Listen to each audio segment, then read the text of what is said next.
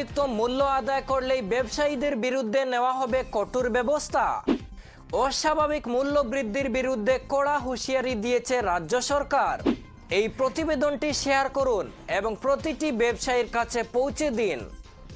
সাম্প্রতিক পরিস্থিতি এবং নিত্য প্রয়োজনীয় পণ্যের মূল্য বৃদ্ধিতে উদ্ভূত উদ্বেগের পরিপ্রেক্ষিতে রাজ্যের মূল্য পর্যবেক্ষণ ব্যবস্থা পর্যালোচনা করে বাজারে স্থিতিশীলতা বজায় রাখা ও অস্বাভাবিক মূল্য বৃদ্ধি রোধে একাধিক পদক্ষেপ ঘোষণা করেছে অসম সরকার।